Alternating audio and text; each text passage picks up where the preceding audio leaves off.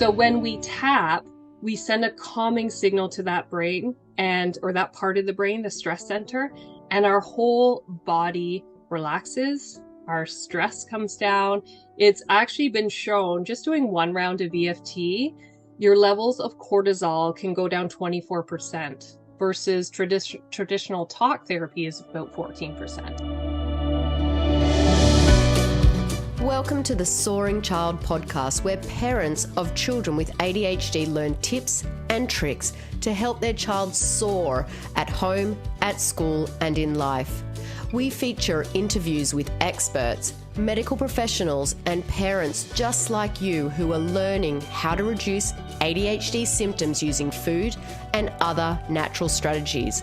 Because children with ADHD deserve to soar just like every other child.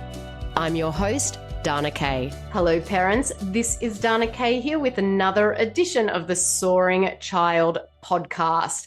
Now, today's episode to me is super intriguing. Now, this is one thing I have actually never delved into at all, but at the same time, I've been so curious about it. So today I'm so excited to be welcoming Laura Dixon. She made the leap from the corporate world into running her own wellness business about 6 years ago. And her girls were young and she knew it was what she wanted to do and had to do. So now she helps busy women release stress through movement and EFT, which is tapping, which I am super intrigued about. Now, when women feel confident, less guilt, and more joy, all aspects of their lives positively change. And so EFT tapping and things like that can not only help women, but it can also help our kiddos. And that's why I really wanted to invite Laura on here on today's podcast. So now it's time to welcome Laura Dixon to the Soaring Child Podcast. Hi, Laura. Thanks so much for joining us.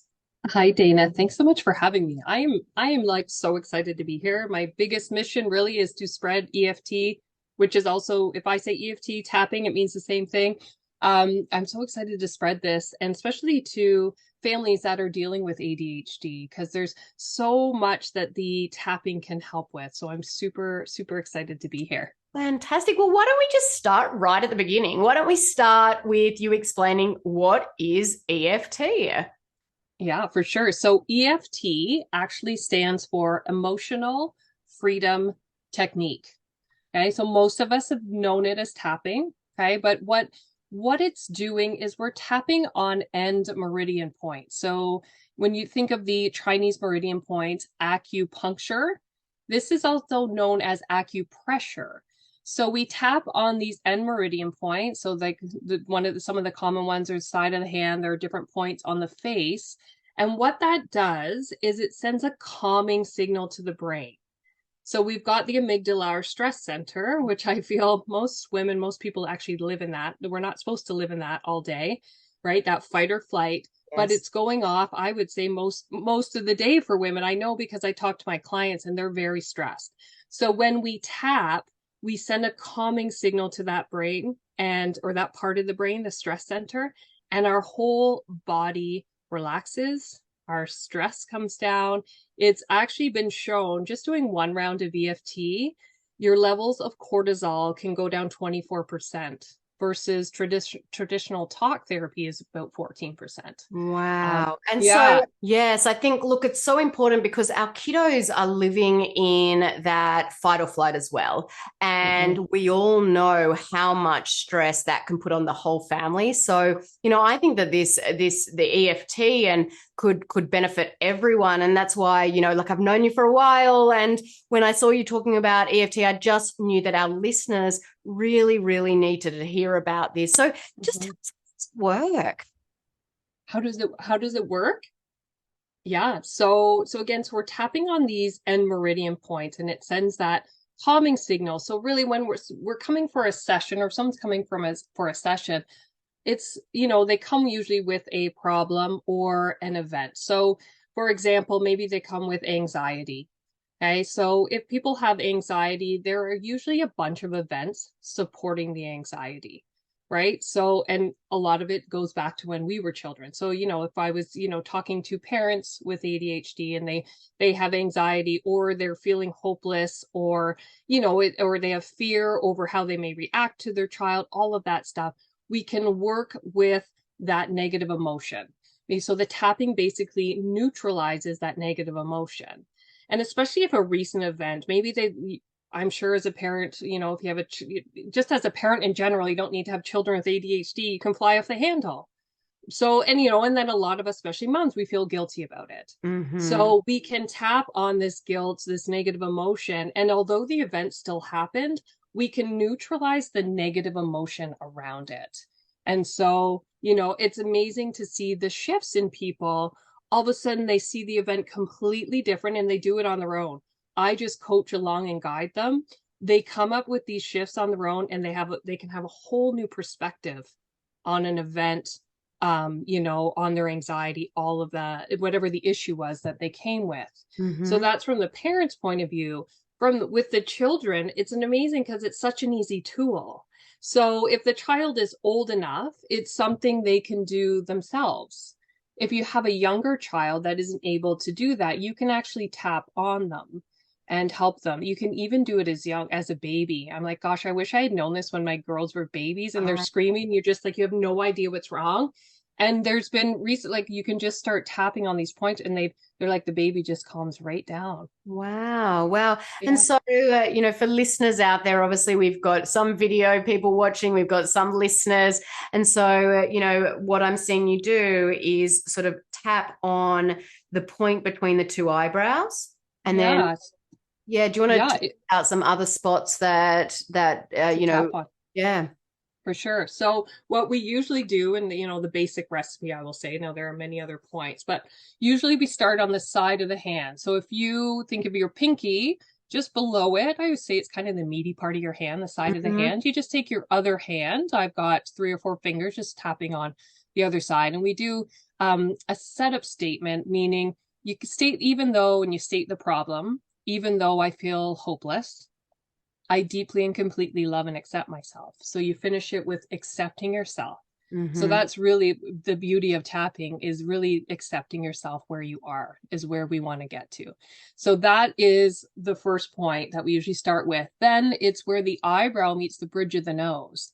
So you can tap on one side. So any of these one-sided, you can tap on one side, you can tap on both if it's available, or it doesn't matter which side. So you can tap, so it's right where the eyebrow meets the bridge of the nose. Then there's the side of the eye. So it's just the side of the eye. Under the eye, okay, again, just right under the eye, kind of on the cheekbone. Mm-hmm. There's under the nose, just as right under the nose. Under the mouth, there's a collarbone point, which is right below your collarbone. You can tap there. That one feels real. That one, I find either people love it, or if they don't like it, because it's obviously a little tapping on the chest. So if they're anxious, it might make them feel more anxious. But I find most people really like this point. Well, I'm doing that right now, and I actually really, really like it. And so how long would someone tap on each spot for? So it's give or take, they say 7 taps. We don't count, but basically while we're tapping on that point, we're saying small little sentences to remind of the problem. Okay. So like, for example, he yelled at me. I felt so stupid. And we get to be completely honest. It's I felt so stupid. I can feel it in my chest, right? Little reminder phrases while we tap each point. Okay. Yeah. And so there's another one underneath the arm. For us women, it would be the bra strap line and then the top of the head. So those are kind of the main points we use quite a bit. There are other points as well, but those are the main points, and I don't want to overwhelm everybody, so I'll just stick with those ones for today. Okay. But those are, and I find even as a practitioner, just showing people the points, I can actually feel my body go, huh. And so it is really amazing. And there is something called borrowing benefit. So if you're ever doing it in a group tapping, even though it might not be your specific problem, just by tapping around and saying the issue, there's probably a piece of you that might relate to what's being talked about. And if anything, you are, just by tapping, you're decreasing stress in your body. So it's amazing. Oh, that's amazing. I can't wait to actually give it a try. And as you tap in these different places, do the different places do different things, or the same thing? So ultimately it's all calming the system down. Mm-hmm. Now, different points are related to different end meridians. So this is like your stomach meridian, you've got your kidney meridian. So they're all linked to different meridians. Now, if you find there's a spot and it doesn't feel good, or right, it doesn't necessarily mean like, oh my gosh, my kidneys are off, right? So it's just, it might be an emotion associated with that organ. Yeah. I So they all, understand. yeah, they all kind of, and some of them cross over because some of the meridian points cross over. So you might be hitting, there might be a few that kind of go through the side of the eye, but Yes. ultimately by kind of going in that round, you're hitting on a lot of them. So depending, even if you don't even realize what the issue is, by tapping on all those points, you're likely going to hit on where the issue is being stored in your body. Okay. Wow. This is Yeah. exciting. And Yeah. I'm definitely going to go off and do a lot more research around it, because I think that this could be beneficial for so many people. Oh, so yeah. you mentioned that you can do it on your baby, you can do it on your kids, they can do it themselves. Is there anyone that shouldn't do tapping? No, Mm. no, not really. A quick interesting story that for me, my first introduction to tapping was when I was doing my yoga certification. And so tapping can be used and is effective on PTSD. Like that's how effective it is. That's how powerful it is. So we were actually doing a yoga course. It was on warriors. So it was actually for people with PTSD. So within the course, we did tapping. It actually rose my anxiety. It's like it opened up energy that I had stuffed and stored down, Mm-hmm. that I actually was like, oh my gosh, I need to get out of the room. But that's when I came back to tapping. I'm like, there was something going on there, 100%. Now, most people don't have that effect. It Yes. doesn't usually rise, but I did have some the other day. She's like, oh, I actually feel worse. I'm like, that's okay. We just keep tapping and you keep tapping it will go down. So you But tap through it, it comes up, and then you tap through it, and yes. yeah, and Yes. Like, so if we've never addressed, if we've always stuffed and stored stuff, sometimes it's yeah. like, whoa, like the energy that we've stored all of a sudden is coming up, and that's why it doesn't feel good. You just keep tapping and it will come down. But it definitely, yeah, if it doesn't work, it's a very small portion of people that doesn't work for. Mm-hmm. It really works for the majority of people, and there really isn't anybody that shouldn't be doing it. Wow. There's certain points if you're pregnant. But not the points I showed today are okay. But there's certain like ankle points if you're pregnant, you wouldn't want to be tapping on. But So you definitely want to seek a practitioner to help with that for sure. yeah, And typically, how long would you do a tapping session for? yeah. So my one-on-one sessions are anywhere between an hour 15. Mm-hmm. And that is, depending on what we get into, that's, clearing, usually it's, event or a couple events, because we really want to get into the details. So what's really key with the tapping is we get really specific Mm-hmm. to, if it's an event, it's like, what did you hear? What did you see? All of your five senses. So we want to clear all the aspects of that event. Mm-hmm. With something more like an anxiety, we really, like I said, though, if you have anxiety, there are events that are supporting the anxiety. So we really want to find out the events that are specific to you that are driving these limiting beliefs or anxiety or, whatever it is, fear, anything like that. So if someone doesn't know what that event is, they're just feeling stressed, how Mm-hmm. would they go about, doing a session on themselves if if Yeah. they're not aware of that event? Yeah. So and what I do sometimes with clients too, if they're just like, I don't know, I'm just feeling stressed. So we just do a very general round of being stressed. Did you want to do like a quick little round on being stressed? Like literally I'll just go around once versus 3 times and we'll just try it out. Yeah, so I think we need to talk about it when we're doing Okay. it, just so for those that are listening to this episode can picture what it looks like. So here I am sitting at my office desk. Laura is sitting across me at Zoom, and she's sitting at her desk. And so take it away, Laura. All right. So what we're going to do is we're going to come to the side of the hand. So just take your opposite hand and start tapping. So I've got about 3 fingers here. My pinky's a little short, so it's not really reaching. Tapping the side of my hand underneath the pinky. So what we'll do is, Dana, you're just going to repeat after me. So it's kind of little like Simon Says. Mm-hmm. Okay. So, and we'll do it on stress. And it'll be very general. Okay. So even though I am so stressed right now, Even though I am so stressed right now, I deeply and completely accept how I feel. I deeply and completely accept how I feel. Okay, so we're still going to tap on the side of the hand. Even though I feel so overwhelmed right now, Even though I feel so overwhelmed right now, I am safe right here, right now. I am safe right here, right now. Even though I feel so stressed right now, Even though I feel so stressed right now, I deeply and completely love and accept myself. I deeply and completely love and accept myself. Okay, and I'll just note, if that part is hard to say, sometimes saying deeply and completely love and accept myself, it actually can bring up a lot of emotion. Yeah. Just say something more like, I'm okay right now, I'm a good person. Okay, so that sometimes is hard to say for some people. Okay, so we're going to come to the eyebrow point, which is right where the eyebrow meets the bridge of the nose. Okay, and again, just repeat after me. I'm so stressed right now.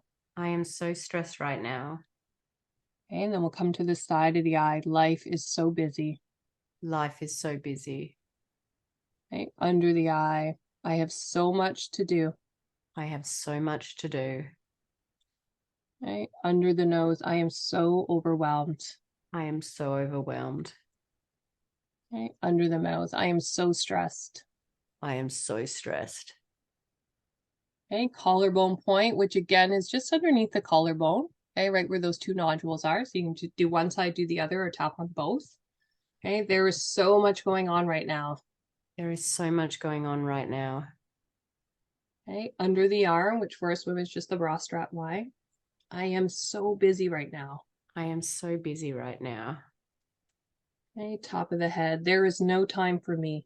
There is no time for me. Okay, we'll come back to that eyebrow point. There is no time to relax. There's no time to relax. Side of the eye. I have so much to do. I have so much to do. So do we go through and we state the facts, but then do we then turn it around and actually say, but it's okay? And so let's finish. Yes, okay. Yeah, okay. And then under the eye, I'm so overwhelmed. I am so overwhelmed. Under the nose, my to-do list is so long. My to-do list is so long. Under the mouth, I am so stressed. I am so stressed. Collarbone point, I don't feel supported. I don't feel supported. Under the arm, I feel like I have to do everything myself. I feel like I have to do everything myself. Top of the head, so I am so stressed right now. I am so stressed right now. Okay. And then just slowly stop tapping. Take a nice deep breath. Now, we just did 2 rounds. Normally we would do 3, but I just wanted to check in to see how it was feeling and then answer your question as well about the positive. Yeah, look, I felt actually the first thing that you said, I felt like I was going to cry. Yes, the even though statement. Yes. 100%. So that, and I deeply and completely love and accept myself. So that happens a lot. It happened to me when I first said it. I was like, oh my gosh, I've never said that to myself before. Yes. I've never accepted myself. And that's really, especially as women, like when it happens, you're like, wow, I don't, if you don't believe it too, that's when we step back to, I'm a good person instead of I deeply, right? And we work our way back up. I see it with clients all the time. They can't say that because they're like, I don't believe that. They don't deeply and completely love and accept themselves. But as we go around, do rounds of tapping, they're able to say it. Wow. They work up to it. It's super fascinating. So question you were saying about, did you want to go positive?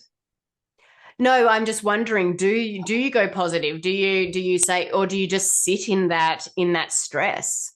Yeah, so this is, and it's a fantastic question. So first thing I want to say is this is very different. We do talk about the negative, which is very different because the society is always like, be positive thoughts, do your affirmations. But what happens when you have an affirmation or something positive, if you say it, but your body's like, yeah, but no, I don't really believe that, or you have an actual physical reaction, that's what you're actually affirming. Is that negative reaction. So basically you keep reaffirming that, no, I don't believe that I can, make this money, or that I am calm, or whatever it is. So we want to release the negative, neutralize it.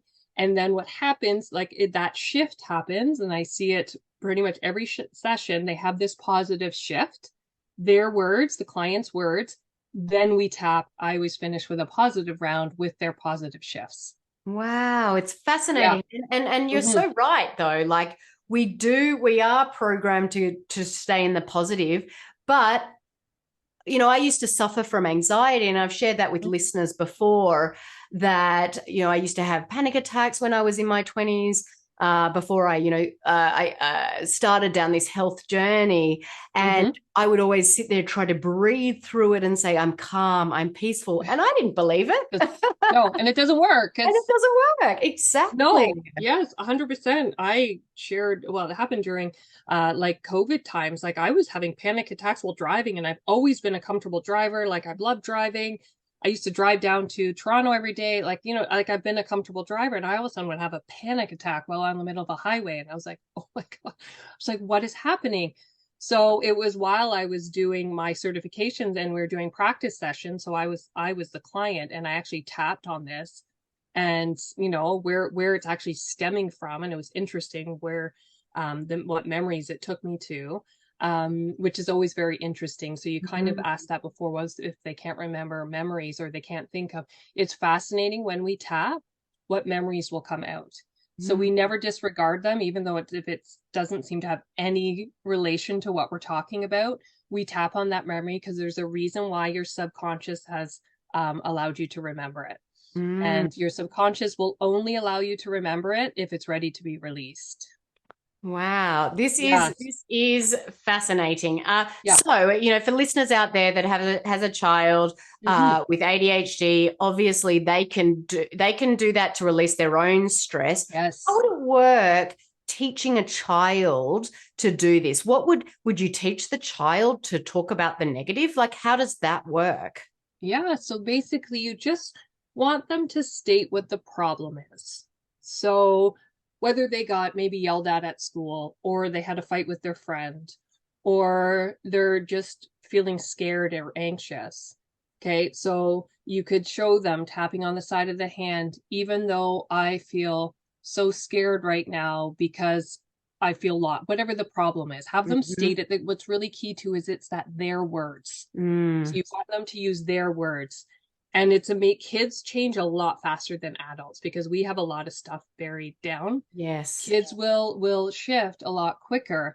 And with kids, so that even though statement, so even though Johnny yelled at me at school, instead of saying deeply and completely love and accept myself, because they don't really relate to that, depending on the age of the kid, you can I'm okay, right? I'm a good person. Start with something like that.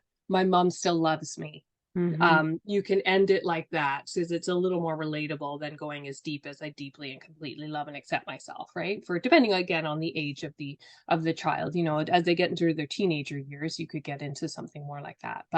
And then you just show them the point. So you just, have them use their words, and really whatever thought and word, like I'm so angry, I'm so mad, right? Like use those words and be vocal as you're tapping, like allow it. And you'll, when people shift, things like yawns, or if they take a deep breath, that's when things are starting to shift and it's starting to calm down. So you can watch your child do that, but allow them to use their words and feel the emotions, because we're all, a lot of the time, especially when we were children, we were taught to not feel anything.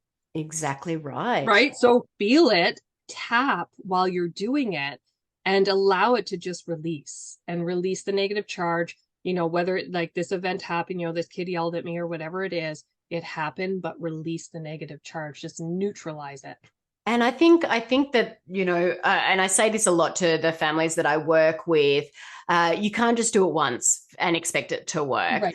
This is something 100%. That you've got to, practice and make consistently, do it consistently. Yeah. So maybe have a practice with your family. Once a day, sit there, and you could go around the family and you could do someone's problem that they had that day and do it all together as because within a couple of weeks it'll be a habit, it'll be part of your lifestyle.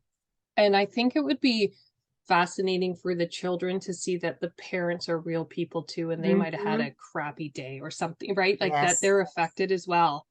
And yeah, and it can be, especially, like before bed, like just, clearing the stuff of the day away, and it'll allow for a more restful sleep. I mean, it also calms your body down too. So you can, doing it before Wow. bed's a great idea. Laura, you have opened my eyes. I'm wondering actually, and I probably should have asked you this before the episode, but do you have like a handout or something that we can share with listeners that they could download to show them those points? You know what? I do have a video of tapping on being stressed. Mm-hmm. It's like similar to what we just did. It's about 5 minutes long. So I can definitely send that over and we Yes. can link it in, because I think that, I mean, it's very general, but I just want to add, if you're ever doing the tapping and your own thoughts come in, tap on those thoughts. Okay, don't be afraid to go off what I've said. Just tap on your thoughts, because the more specific to you, the even better. But for sure, it's like a 5 minute tapping. And just, you could do it before a meeting if you're stressed, right? And, nervous about something, just tap to Yes. calm your body down. Focus. That's the other thing. It really helps people focus. Definitely. And focus Yeah. is, ADHD, kids need to learn how to focus. And if they can learn how to do this themselves, they've got a big test coming up and they need to focus. Yes. They can tap through those emotions. And, all these thoughts are coming through my mind of things that I could be using this for. I obviously do a lot of speaking. I'm used to speaking online and I have no trouble doing that. But, when I go on a stage, I get nervous. And so I could see that this could calm me down, tap through those emotions prior to going on the stage. Yeah. And just be completely honest. That's why I love tapping, is just be honest. If you feel this, you feel it, and just tap. There's no hiding behind anything. You just get to be completely honest and throw it out there. I love it. Love it. Laura, I think that's a perfect note to finish on today. I just want to thank you so much for opening our eyes, for sharing this, your knowledge, your experience with all of our listeners. Please tell listeners where they can find and follow you online. For sure. Well, first of all, I want to say thank you so much for having me. This has been wonderful. You can find me on Instagram at Dixon Vitality. So I'm Dixon, Vitality, Vitality. I'm also on Facebook, Laura Dixon. I always say I'm the orange tank top girl. Okay. Makes it easy. It stands out. I've got like kind of a corally orange tank top. That's me. You can always reach me there, and we can always chat through message on either platform for sure. Fantastic. Well, thank you once again for joining me today. Listeners, thank you for tuning into this week's episode of The Soaring Child. I'm Dana Kay, your ADHD health practitioner. Keep on thriving. Thank you for listening to the Soaring Child podcast today. To learn more about how to help your child with ADHD soar using natural strategies, visit our website at ADHD Thrive Institute.com and follow us on social media at ADHD Thrive Institute.